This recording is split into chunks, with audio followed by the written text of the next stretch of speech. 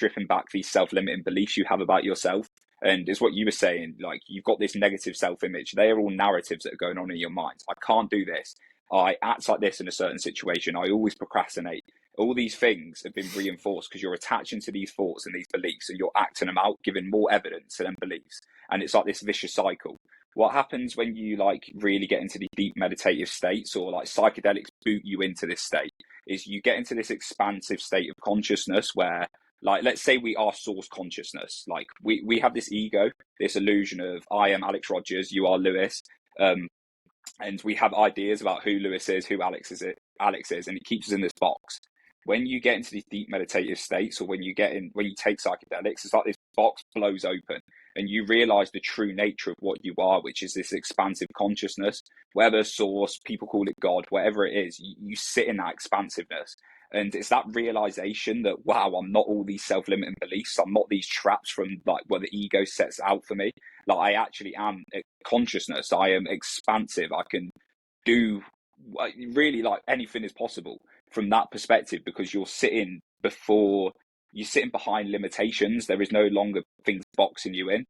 And I think when you can sit in that expansiveness and that consciousness, that is where you can act from a place of abundance. And I think the ego keeps us in a place of scarcity.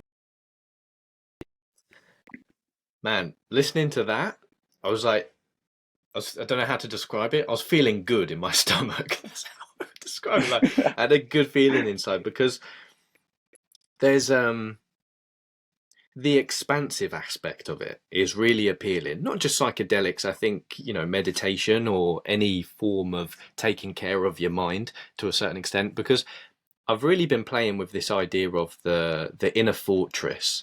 I put as the description on my channel, building the inner fortress together, because what I've really realized is most of our life is spent up here.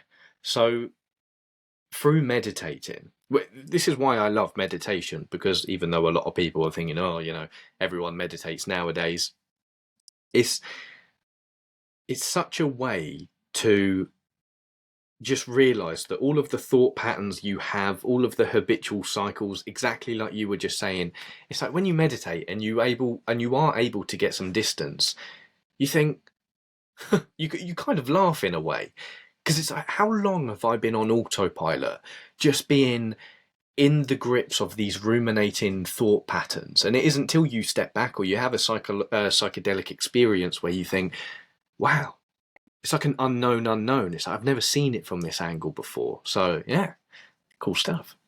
Yeah, it's that observing it from a different angle that's so important, because it snaps you into the realization that, wow, I've been living this reinforcement of all these beliefs or all these narratives. And you act out your ideas of perception. So you have perception of what reality is, and you act that out in accordance.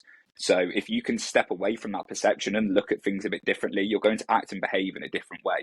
And sometimes it is just as simple as looking at things differently.